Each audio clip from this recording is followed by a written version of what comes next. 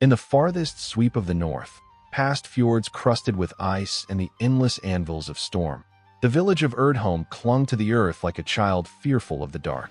Here, the wind never grew tired, and the stones hummed with the names of those buried beneath.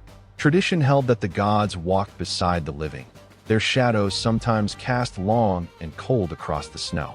But it was not the gods who haunted Svala.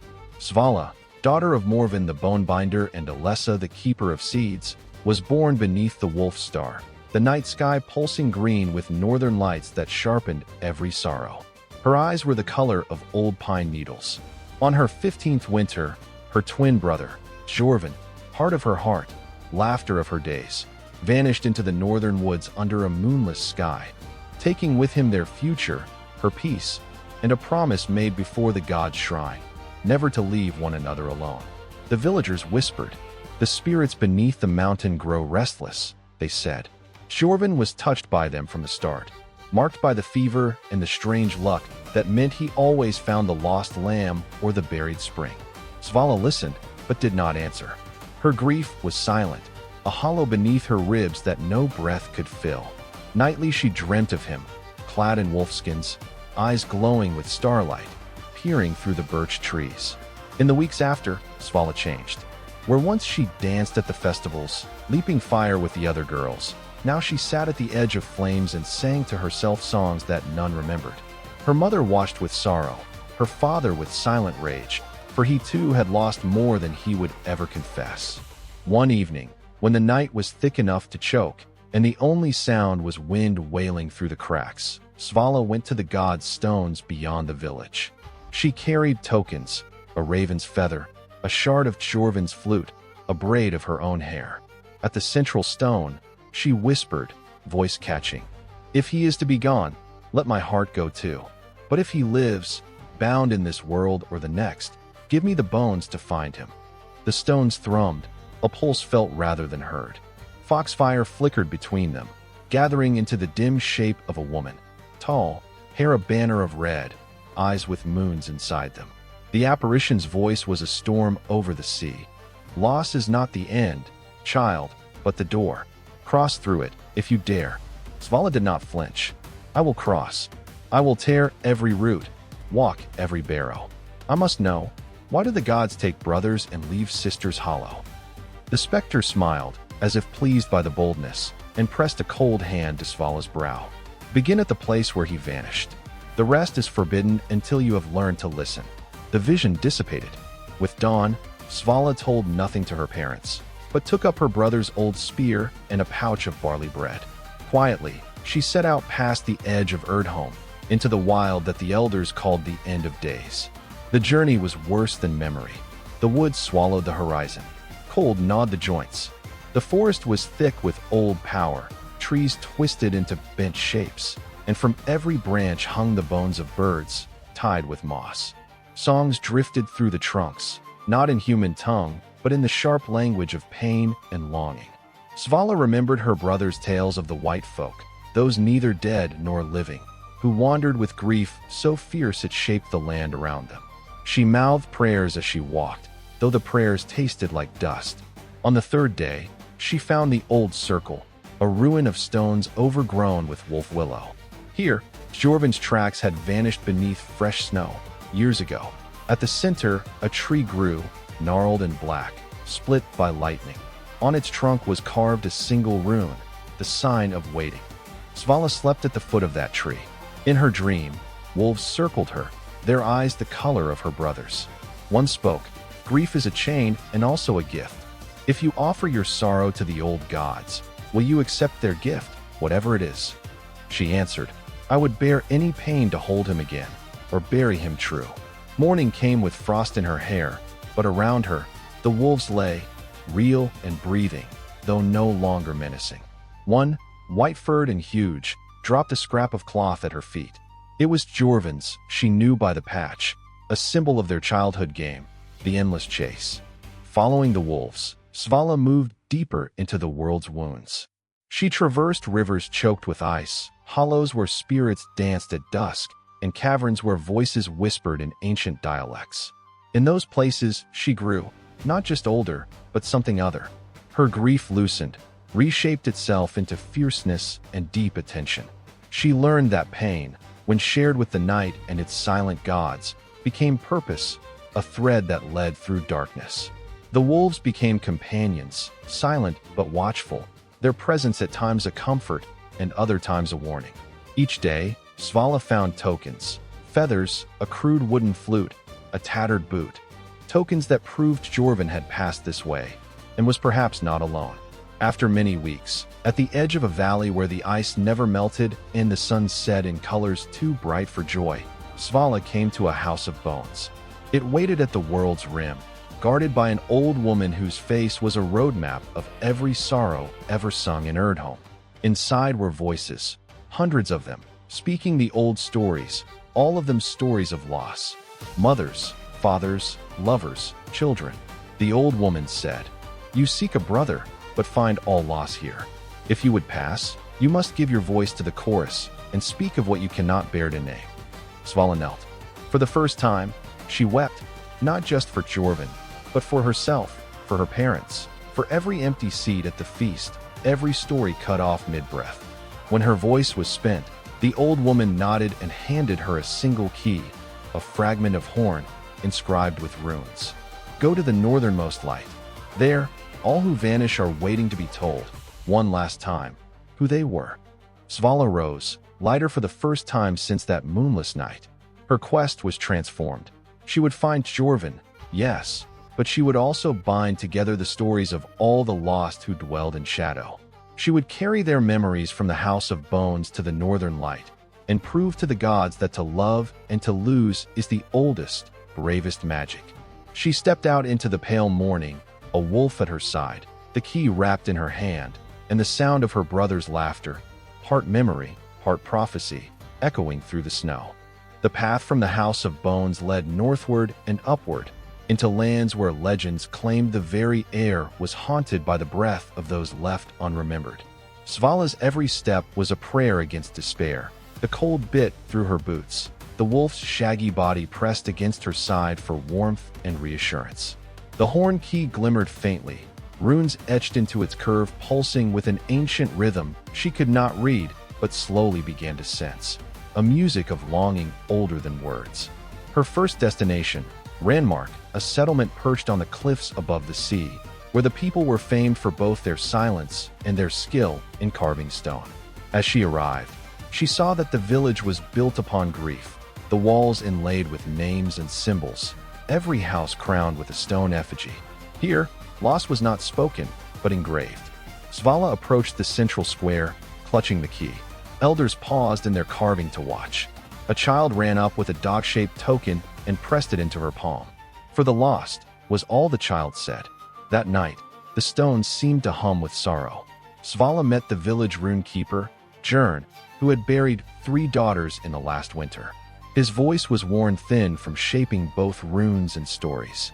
He took Svala's hand and led her to the oldest stone, faded, pitted with the gouges of centuries.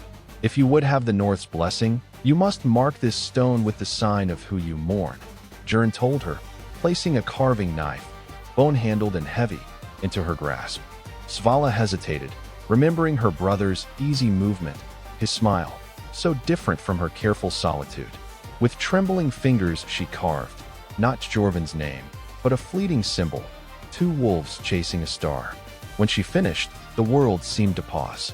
The northern wind swept over her, and for a moment she thought she heard laughter and a flute's wild trill echo from the cliffs. Jern touched her shoulder and said, "Loss shapes us, but remembrance binds us together. Tonight, you join our grief and carry it onward." The next morning, the townsfolk gave Svala tokens, carved stones, chips of old jewelry, lengths of colored yarn, each one meant for a memory too heavy to keep alone. She packed them next to the key, knowing now that her journey would gather not just her sorrow, but theirs. Leaving Ranmark, she headed deeper into the wilds, following rumors and stories traded between shepherds and fishermen. Every 2 days, she paused to add a token to a cairn, to sing a verse for a lost child or a vanished spouse. Her wolf companion grew, strange and majestic, sometimes spectral silver, sometimes solid bone-white shadow. On the 7th day, As dusk bled blue over the frozen hills, Svala found herself before a crevasse riddled with old graves and streaming with wisps of aurora. This was Fastal's Pass, famed in myth as a place where the living and the dead could meet, if only at the cost of a memory. She knelt beside the first grave, digging with bare hands until she uncovered a small wooden ring crowned with a raven's feather. She closed her eyes and whispered, "Who waits here?" The sky answered. A faint silhouette rose from the grave, the shape of a woman with empty arms and a crown of pine needles. In that moment, Svala remembered an old story told to children on festival nights. Every grief becomes a guide if you dare to listen. The woman's silhouette pressed a hand against Svala's chest, and she felt a new sadness unfurl, a grief not her own, its heaviness both a burden and a strange gift. Her heart swelled, and she knew she had again crossed a threshold. From now on, she would bear the sorrows of strangers, a living bridge between past and present. That night, troubling dreams came. In each, Svala wandered the pass, calling names she did not know, gathering tokens and shrouds. When she awoke, the wolf had brought offerings, a broken doll, a scrap of embroidered fabric, fragments of bone. She wrapped them all into her pouch. Traveling through Fastal required strength Svala had not known she possessed. In the morning light, she came upon a wayfarer half-spun in snow, his breath rattling in the cold. She roused him. His name was Tyrr, a skald from Saga, seeking the place where his father's spirit waited at the end of the aurora. Tyrr's stories were sharp-edged and drenched in longing. He spoke of the old gods, the bargains they struck, the burdens they laid upon the living and the dead. Svala listened, and the two formed a tenuous bond, their silences as meaningful as their speech. Tyrr sang as they walked, ballads of warriors lost and battles fought, but every verse returned to the heart's undoing. Together, they reached the northern moors, where the sky flickered with blue flames and the wind carried the screams of ancient battles.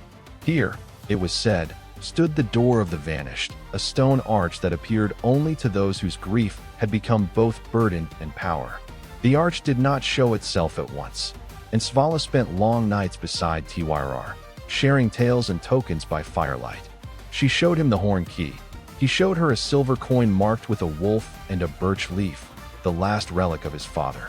Finally, under the coldest dawn, as both wept quietly for what they had lost and gained, the door revealed itself, a shimmering arc of shadow and light, carved with runes from both their stories. Svala knelt before it, Tyrr at her side. Together, they spoke the names of every token they carried, acknowledging each grief one by one. With every name spoken, the wolves gathered, a host of shadows, never threatening, their eyes pools of ancient light. The way opened, not to rest, but to deeper mystery. Svala stepped through, heart tight with both terror and hope, Tyrr's hand on her shoulder. Across the threshold, shapes emerged, forms of those unremembered, each bearing a story, each hungering for the light of mourning and memory. In this new realm, the land of echoes, Svala learned what loss truly means, and what price must be paid to bring the lost home, or let them finally rest. The land of echoes was not a place one entered lightly. Every stone whispered a name, every stream meandered with memory as its current. Svala sensed thousands of stories pressing against her skin, a weight made heavy not by evil, but by aching love, longing cut adrift. Tyrr, ever the skald, walked with growing reverence, his usual cleverness transformed by the knowledge that here, words had true consequence. They were greeted not by hostile spirits, but by the watchers, figures wrapped in cloaks sewn from years, eyes as old as winter's birth. Their leader, Ellen of the 100 Names, looked upon Svala and Tyrr with gentle gravity, as one accustomed to shepherding loss. "You who crossed the arch speak for the grieving," Ellen intoned, voice braided with sorrow and steel. "All who remain here are stories left untold. If you listen, if you mourn, if you honor each one, the land may grant what you seek." Svala bowed, Tyrr nodded. They were led through halls of memory, forests where mist formed the faces of mothers separated from children, rivers that sang lullabies for warriors whose bones lay unmarked. Svala laid her tokens at shrines, pausing to recite names both familiar and newly gifted from Ranmark's stones and Fastal's graves. Through these acts, a change began. Each time Svala mourned, the pale wolf at her side seemed to grow stronger, its eyes deeper, its body more substantial. Tyrr wrote new verses with each offering, inscribing them on the bark of the memory trees. Their hearts, though heavy, beat with rhythm born of shared purpose. Ellen instructed them in the ritual of release, an ancient practice forbidden since the gods grew silent. Take up the mourning staff, carved from the memory tree's heartwood. For each sorrow sung true, the staff will glow. When the tree blooms, only then can the lost step forward and choose, remain or leave with your blessing. Svala accepted the staff, its grain whorled with runes resembling her own carvings and tokens tangled with Tyrr's verse. Together, they began to walk the memory paths, singing and weeping for each story, sometimes joined by spirits, sometimes alone.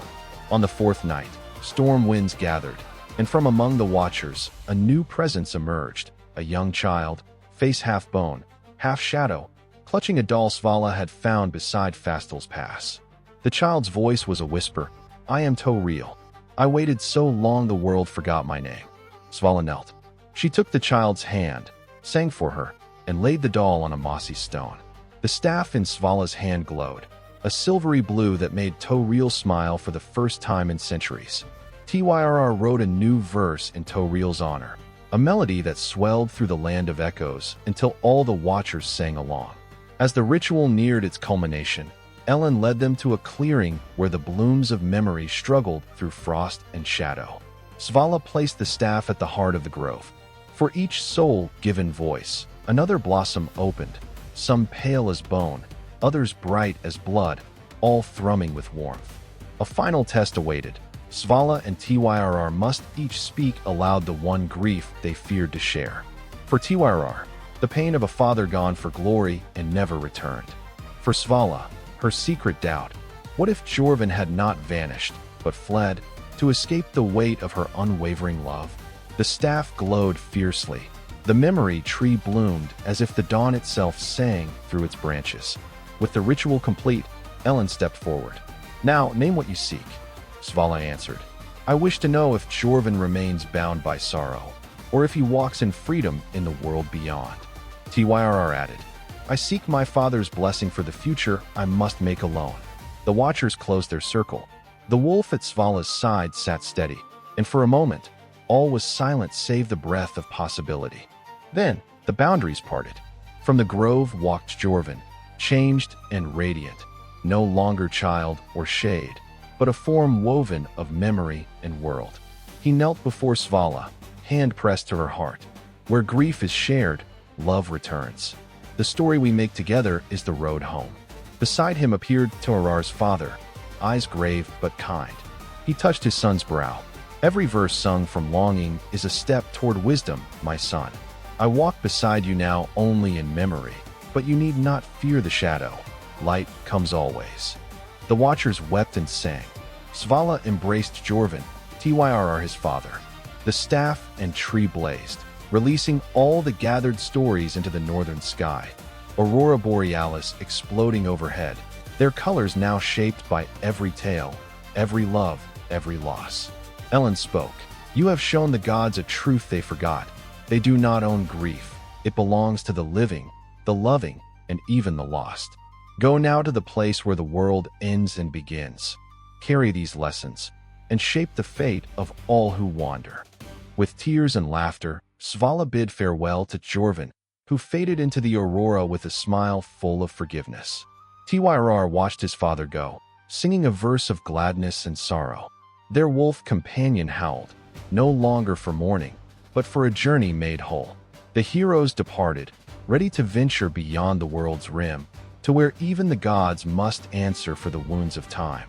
Crossing out of the land of echoes, Svala and Tyrr emerged into a land blanketed by shimmering green auroras, the northern horizon blazing with ever-moving light. Here, the air carried not only cold and salt, but also a kind of expectation, the sense that every step could mark the beginning of a new myth or the ending of the oldest sorrow. The wolf that walked with them shimmered between flesh and dream, as if it too was deciding which world to belong to. They headed north, following rumors whispered by shadowy birds and wind talking through the dwarf birch. Go to Storadal, the valley of returning, where the living may barter with the gods beneath the mountain's roots. Along the way, they met the generous and the desperate. An old woman named Borga, who had lost her voice to grief, gifted Svala a necklace strung with teeth from every beast she had ever tamed. A silent fisherman gave Tyrr a carved bowl, its interior inscribed with a prayer for lost wives. At the edge of Storadal, the valley's mouth yawned wide. Its stone teeth, the entrance to Svartfell, the Black Mountain, loomed, carpeted by lichens and bone-pale moss.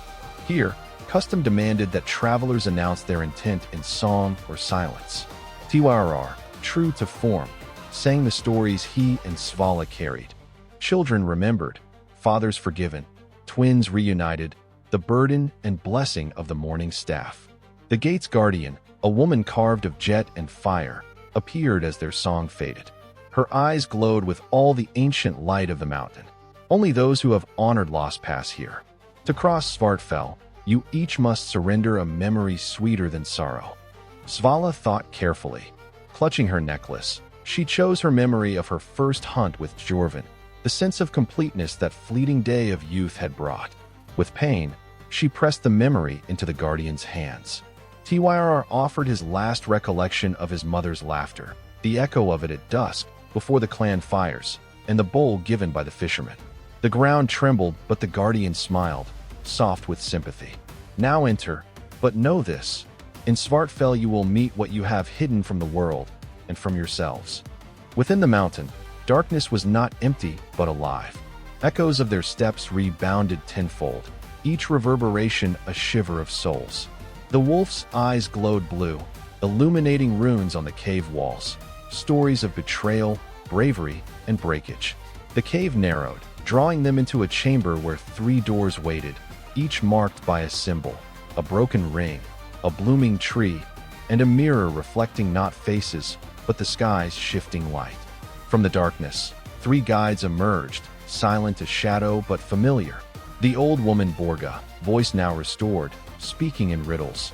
Tyrr's fisherman, pouring endless water from the carved bowl, and a youth whose face changed with every breath. 1,000 stories flickering across their skin. The guides bade Tyrr and Svala to choose a door. Svala went first, touching the door marked by the blooming tree. It opened on a living forest at high summer. Her mother stood within, spinning seed and story into the wind. You grieve not only a brother, the vision mother said, but the life you put down so you could carry others' sorrow. Your heart yearns to plant something that is only joy. Svala knelt, pressing her palm into the warm soil. Blossoms burst up, white as star snow, and the wolf circled her, tail wagging. For an instant, she felt peace wholly untainted by regret. Tyrr chose the ring door.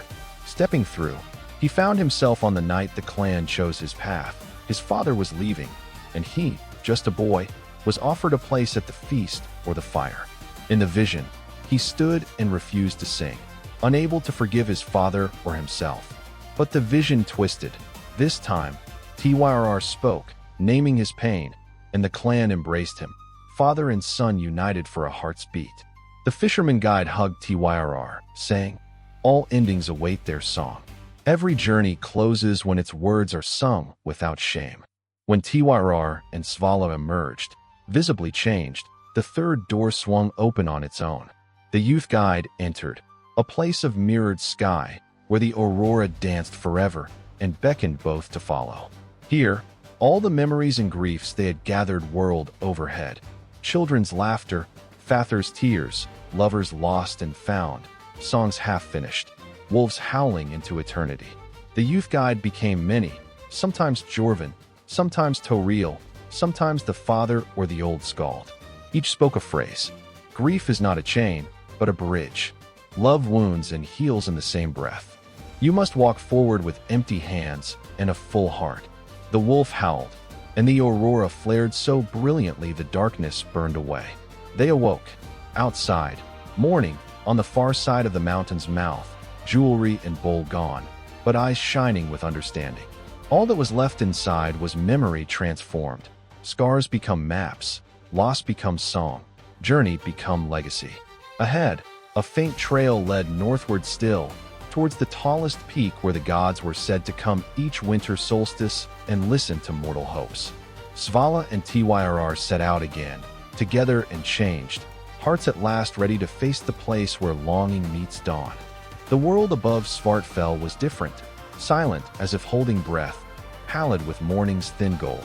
Svala and Tyrr pressed onward, their feet tracing lines in new snow that hid old paths, their wolf companion padding beside them, embodiment of both memory and future. Overhead, the aurora flickered restlessly. It seemed the gods themselves watched, curious whether mortals might truly transform sorrow into wisdom. They entered the expanse called Blaikrame, the Pale Realm, where stories warn the boundaries between flesh and spirit go thin and nothing is ever purely lost. Villages here were scattered, half buried beneath snowdrifts and rumor.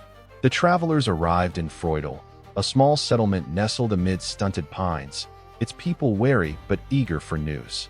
Freudal was marked by an old tower built atop the bones of a shipwreck. The ship had carried ancestors from far lands, its mast still adorned with faded banners. Svala, restless and driven, went first to the tower's keeper, Ingiron, stooped and sharp-eyed, whose long braid wrapped twice around her waist. Tyrr followed, his skald's heart sensing a new tale waiting to be woven. Within the tower's icy heart, a gathering formed, a circle of villagers, each bearing a banner, token, or bone. Ingiron explained, "Every winter we name our losses and cast them to the winds, but they always return. We do not know how to let go."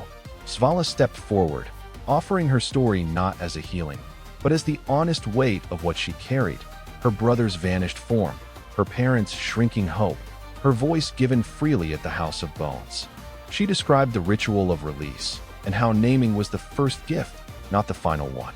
Tyrr sang a new song, of a journey that bridged every sorrow, not by forgetting, but by making memory grand enough for all. His voice wound through the tower, reaching the places where pain had settled into stone and moss. Moved, Ingiron led the villagers to craft a new ritual.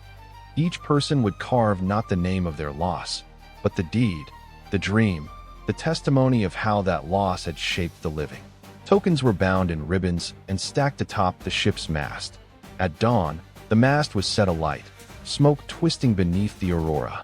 As the fire burned, villagers and travelers encircled the tower, holding hands and singing.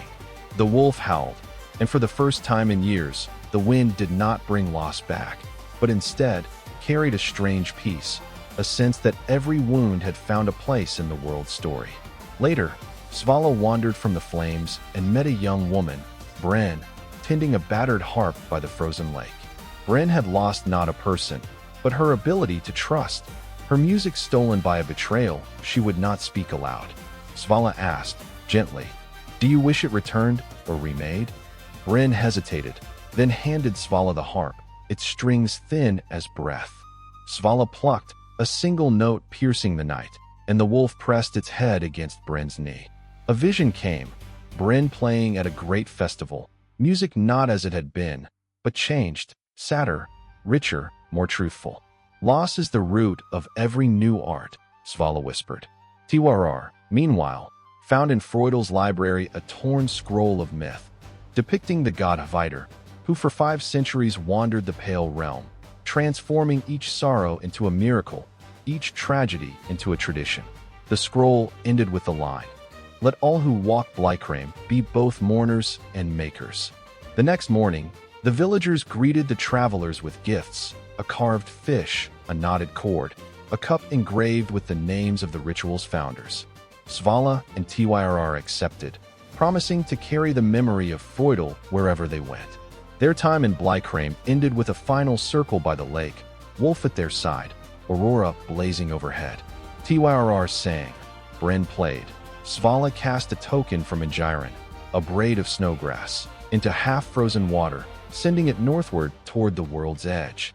The way forward beckoned, high ridges crowned with stone cairns and echoes, the forgotten fortresses of the gods looming in the distance.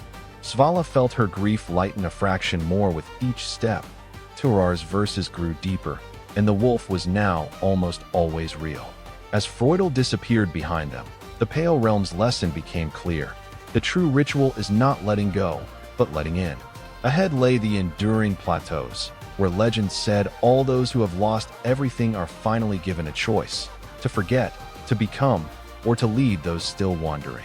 The enduring plateaus, where land and sky entwine in icy silence, awaited Svala, Tyrr, and the wolf. The journey upwards was difficult, the wind strong enough to twist words, blowing snow into every fold of clothing and thought. Little survived on the heights: sparse heather, old cairns that marked the path for souls too stubborn to stay in the valleys, and the occasional cry of hawks forging their own lonely stories above the world. As they climbed, they found ancient markers: a ring of spears, weather-worn to silver, a pair of stone thrones, side by side, facing north. Tyrr recalled a tale. These are the pillars of choosing. The gods once sat here and watched mortals decide whether to carry loss or cast it away forever. When the trio reached the summit, the wind dropped. A great plain unfolded before them, dotted with hundreds of pilgrims, each wrapped in grief, each bearing tokens of those they'd lost. The plateaus were a meeting ground of both myth and memory. Here, every story was honored, and all choices mattered. At the plain's center rose a gigantic tree, the gift giver's yew, its roots twisting through stone and sky, black branches glowing with pale fire. Svala sensed immediately that her journey's meaning would change here. Tyrr's song faded. He felt the weight of new words brewing, waiting to be sung at the right time. To approach the yew, tradition required an offering of loss. Svala placed her last token, Jorvin's flute shard, now polished smooth through miles of travel. Tyrr gave up his clan's signet, the last relic of family belonging. The wolf lay at Svala's feet, pressing a paw against the roots and closing its eyes. From the tree stepped the guardian, neither god nor human, but a creature woven of light and shadow, ancient as all sorrow. Their outward appearance shifted with each glance. One moment a woman with long braids, next a man clad in wolf skins, finally a child with a fox's grin. You who come to the gift giver's yew, the guardian intoned, carry grief as gift and curse. Here you may choose. Forget the pain, let go all memory, or accept the charge. Become catalyst for every wanderer yet to mourn. Svala asked, voice steady. If we choose the burden, what do we become? The guardian touched her brow. You become the remembrancers, those who collect stories, rituals, healing, sorrow, turning them into new tradition. You plant the seeds of hope for future generations. Tyrr, hands trembling, asked, and if we forget? The guardian's form flickered. You will rest. No dreams, no pain, but you will leave the world unchanged and unremembered. A hush fell. Svala knelt, tears rising from the roots. She spoke for all the plateaus. I choose remembrance. My grief has transformed. Let me teach others to mourn and make meaning again. Tyrr joined her, and the two were bathed in dawn light. All around, pilgrims watched, with envy, awe, and gratitude.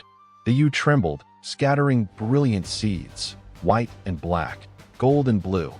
Each one a ritual waiting to happen, a healing waiting to begin. The guardian gifted Svala a staff cut from the yew wood, and Tyrr an ocarina carved from its root. The wolf was crowned with a circlet woven from yew leaves. One by one, Svala and Tyrr walked the plateaus, speaking to pilgrims, listening to stories, helping each decide. Some chose forgetfulness, gentle sleep, release. Others chose to carry their loss, ready to guide, teach, and heal. Each ritual was different: a song composed, a cairn built, a circle danced, a cup poured out to the aurora. Svala found herself changed, the ache of Jorvin's disappearance now a source of power. Tyrr, his longing finally freed, weaving verse into the sky. The wolf, once spectral, became the anchor of their hearts, its eyes holding every color the aurora shed. At sunset, the final ceremony gathered all on the heights. Svala led the ritual, a fire built from yew branches, tokens tossed in, stories spoken into the flames, all pain allowed to melt away or transform. The aurora blazed brighter than ever, and even the guardian wept. With the ritual complete, Svala and Tyrr stepped from the plateaus with new purpose, to travel the land, create the circles of memory, teach the rites of healing. They were remembrancers now, and wherever they walked, both joy and sorrow would be honored. The wolf barked once, joyous and proud. The world below shimmered with possibility. As the plateaus faded beneath them, Svala wrote in her journal, "Grief is no longer my prison, but my guide.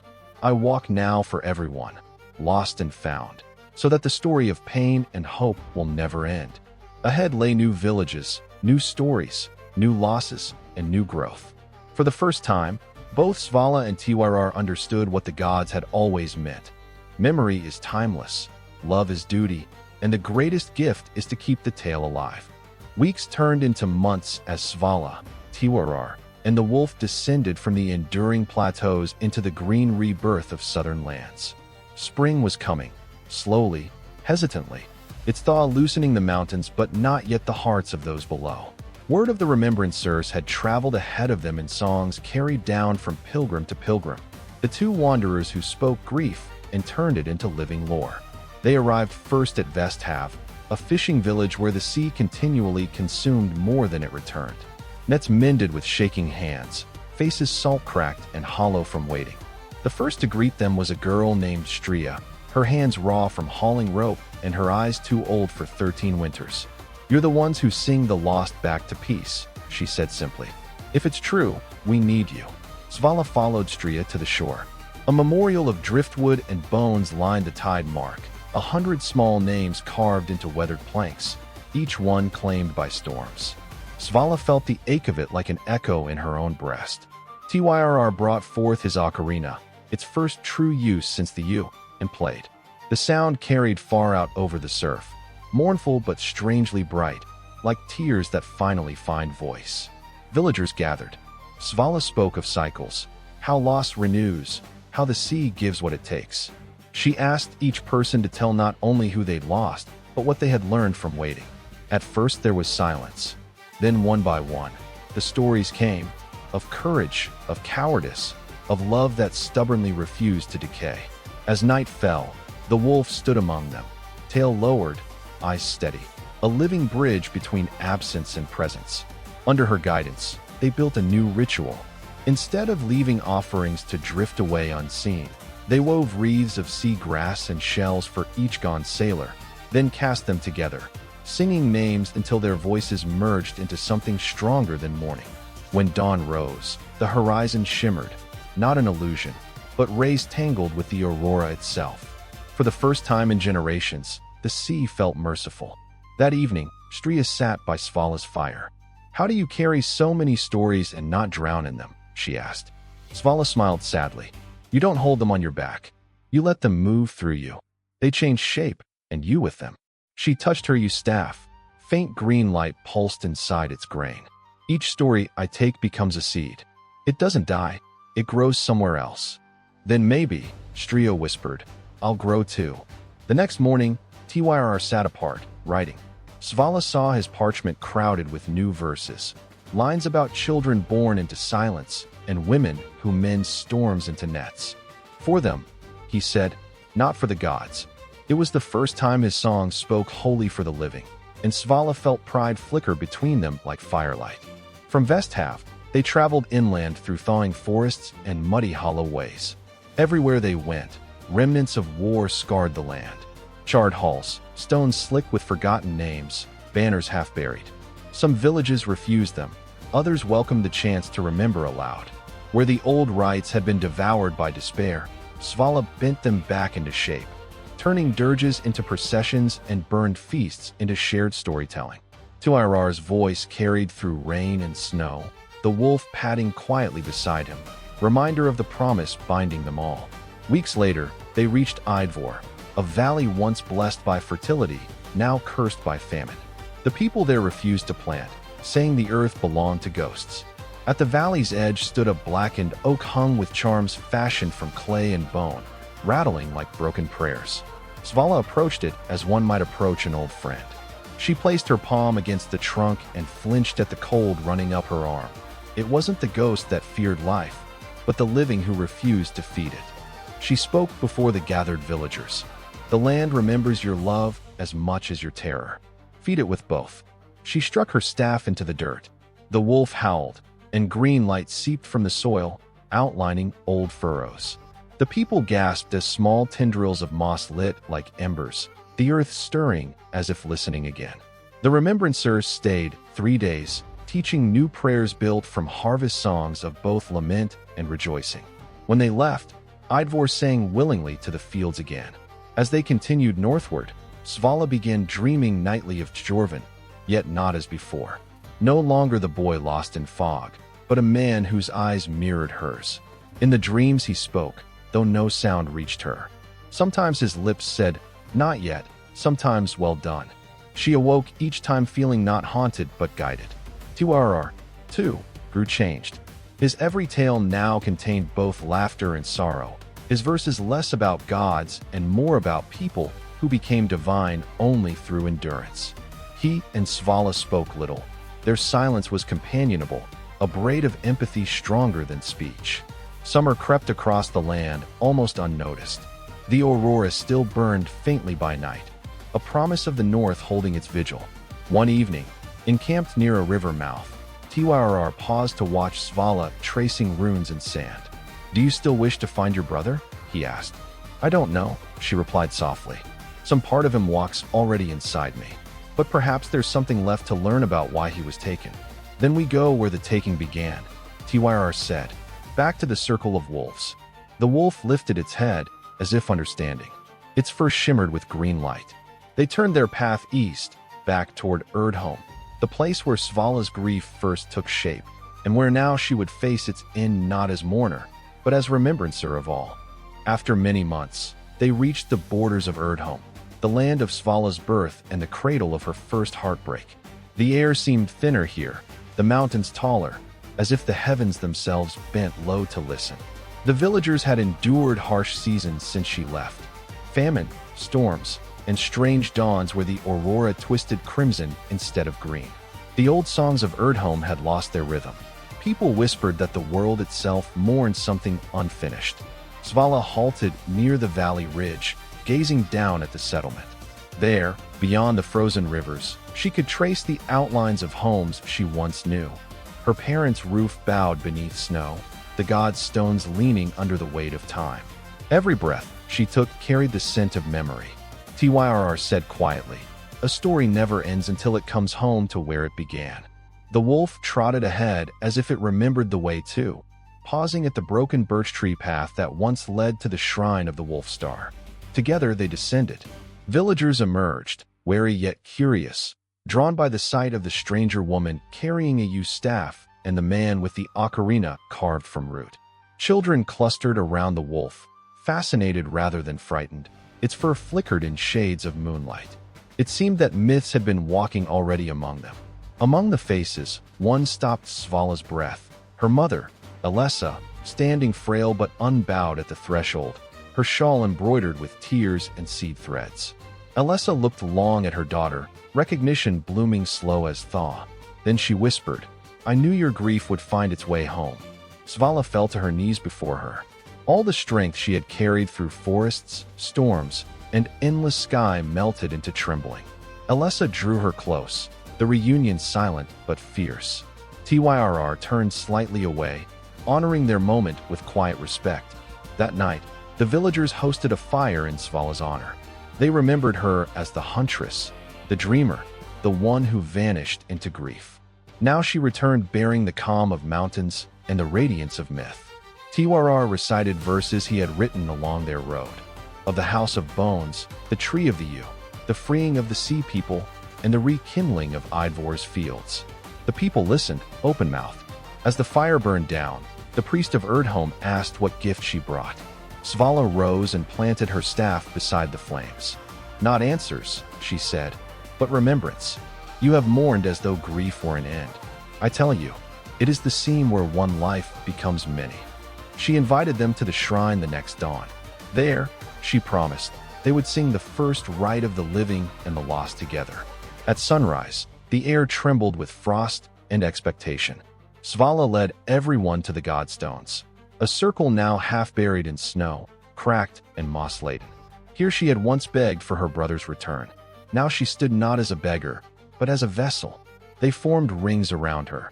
The first villagers, then children, then Tyrr and her mother, finally the wolf at her side. Svala set her staff in the center, its crystal-laced shaft glowing faintly. She closed her eyes and began the chant taught to her by Ellen in the Land of Echoes. Words neither prayer nor spell, but memory given form. At first, only a few joined her. Gradually, others found voices they hadn't used in years, voices rusty with loss. The sound rose, carried over the mountains. It was not sad, nor entirely joyful. Rather, it throbbed with mingled ache and hope, like the pulse of the earth under thaw. When Svala lifted her gaze, she saw movement beneath the snow. Small lights shimmered where the godstones stood, souls not gone, but transformed into something luminous. Shapes coalesced, the wolf star blazing above, and beside one stone, a figure standing calm and familiar. Tjorven, no longer a boy, nor a ghost, something in between. He smiled, the light of new dawn behind his silhouette. "You found the way," he said softly, heard by Svala alone. Tears sprang to her eyes. "Was it you guiding me? It was all of us.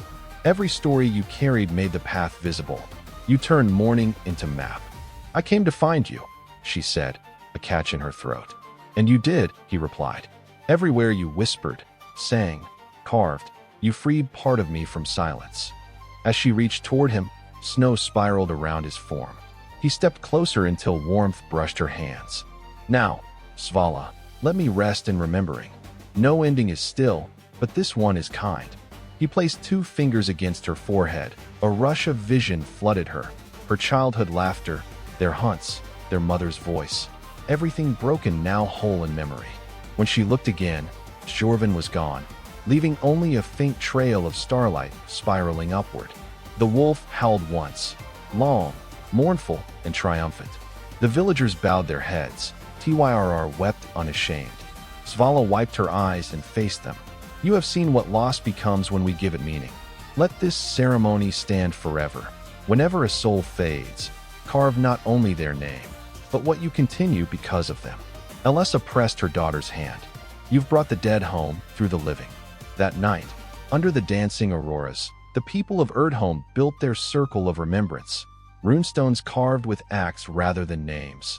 The seed gatherer, the keeper of laughter, the child who saw the morning wolf. It glowed like a new constellation against the snow. Svala and Tyrr watched from the hilltop. "You did it," he murmured. "No," she said softly, staring at the firelit valley below. "We all did." Every story carried another. The wolf rested at her feet, eyes reflecting the northern sky, and for the first time the air smelled not of sorrow, but of promise. Tomorrow, they would leave Erdholm again, new grief waiting elsewhere, new rituals waiting to be born.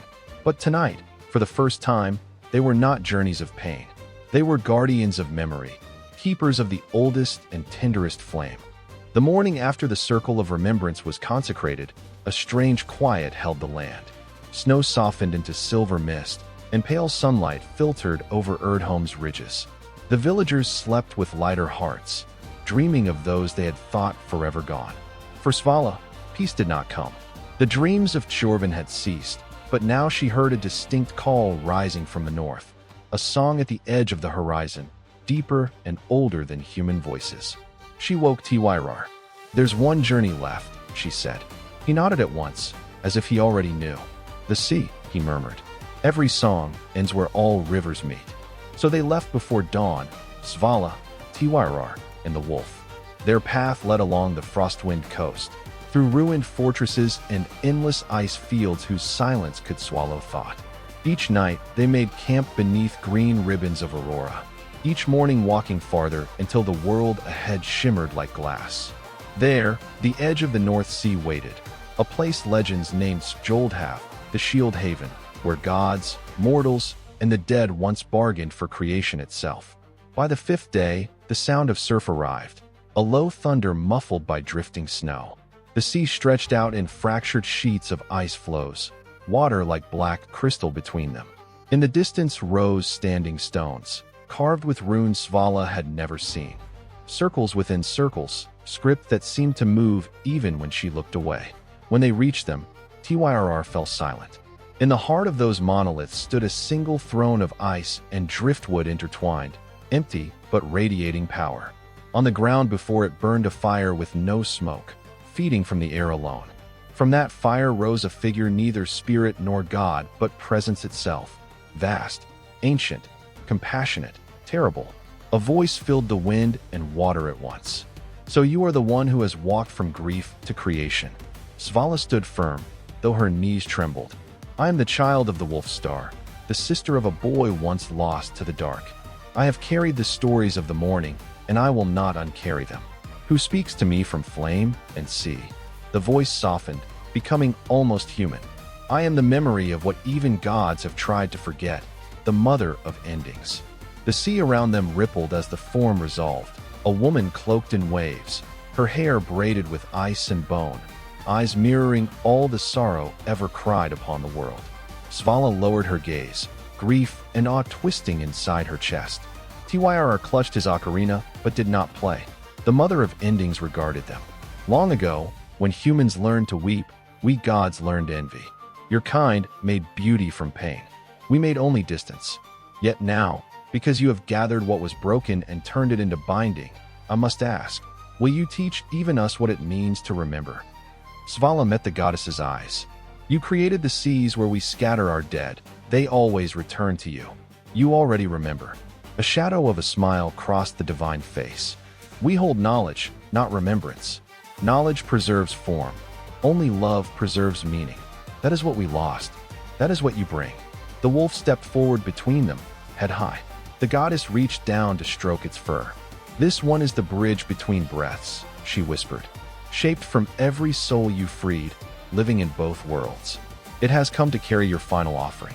Svala laid both hands upon the wolf's crown. Then take what I have gathered so it may flow through all ages. The stories of mothers who waited, daughters who planted hope from ashes, brothers who sang instead of conquered. Let them return to the roots of all waters. The wolf opened its mouth. A warm wind surged out, spreading light over land and sea. Voices poured from that wind. Those of the countless remembered, the people of Blycrame, the seafarers of Vesthav, the farmers of Idvor, even the laughter of Jorvin woven within. The aurora itself bent lower, weaving those voices into its current, sending them outward across the sky like seeds riding forever toward dawn. Tyrr began to play. His melody was gentle but iron-strong. The mother of endings listened, tears of salt falling to the frozen shore and blooming into flowers of ice. So passes the grief of gods and men alike, she whispered. What you have done cannot be undone. The world will not forget how to heal. When the light faded, the sea lay calm. The standing stones glowed faintly, runes newly inscribed upon them. From sorrow, birth. From memory, peace. The mother of endings was gone. The fire died down to embers. The wolf, luminous and silent, walked to the edge of the ice and gazed north, then looked once more at Svala. It lowered its head, pressing its muzzle to her palm. She felt warmth, life, and 1,000 distant heartbeats thrumming together. Then it stepped forward onto the water, not sinking but fading into the reflection of the aurora until only light remained. Tyrr lowered his ocarina. It's ending, he said. Svala shook her head. No, it's becoming. The words surprised even her. They came not just from her voice, but from every story she had borne.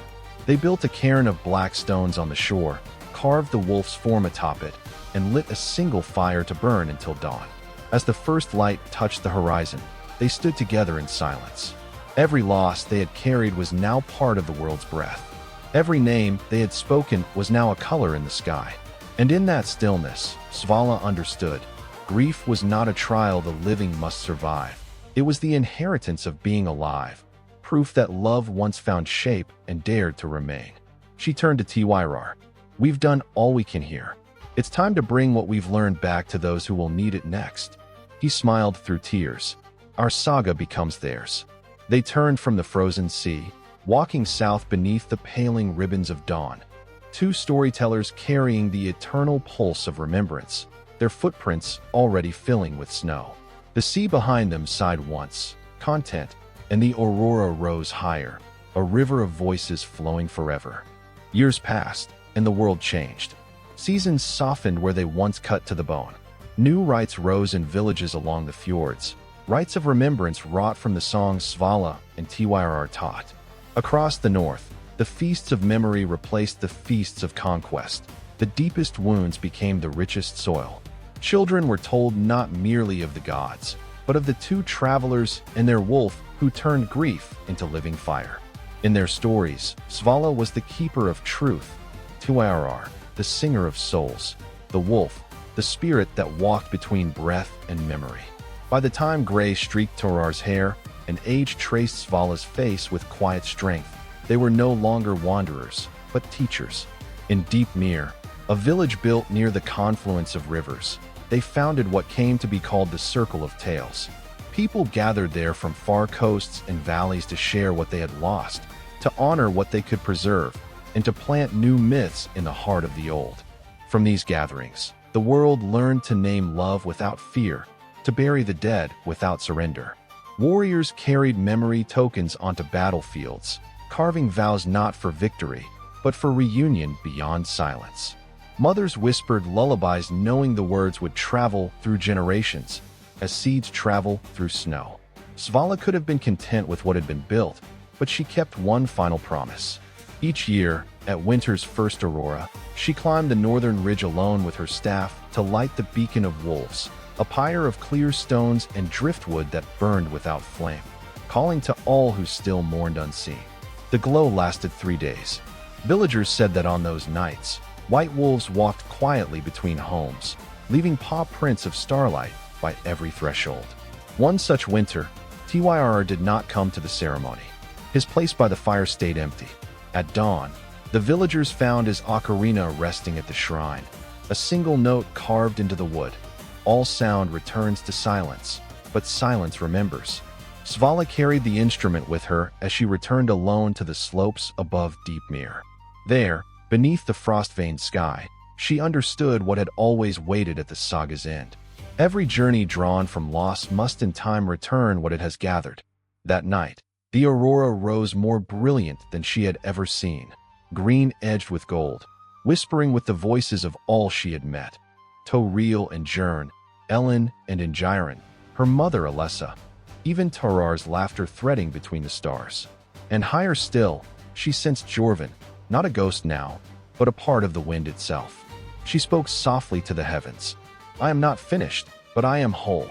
Lifting her yew staff, she placed it upright in the snow beside Tyrr's ocarina. Around both, she built a cairn, layer by layer, merging stone and ice, song and silence. Then, bowing her head, she released her final prayer, not for her own soul, but for the endlessness of remembering. Let no grief fade unnamed. Let every loss become a bridge. May the living carry the warmth, and the dead rest within it. When dawn came, the villagers found that where she had knelt, no body remained. Only a patch of grass, impossibly green against winter, and the faint footprints of a wolf trailing northward toward the sea. In the centuries that followed, her tale endured. Each time an aurora lit the northern sky, the people gathered to tell once more the saga of Svala, the woman of Erdholm, who turned mourning into art and sorrow into the language of the world. Children learning to carve their first runes were taught her final lesson, that death is not a horizon, but a doorway between verses. That those we lose are not gone. They simply wait in the next stanza of the same eternal song. And in the moments of the deepest night, when grief fell loud upon the earth, wanderers swore they heard the sound of an ocarina, faint and beautiful, carried on the wind beyond the fjords, its tune rising and falling with each heartbeat of the living. Those who listen long enough learn to hear more than music. They heard the steady rhythm of the truth Svala left behind, that to love deeply is to grieve, and to grieve wholly is to live forever.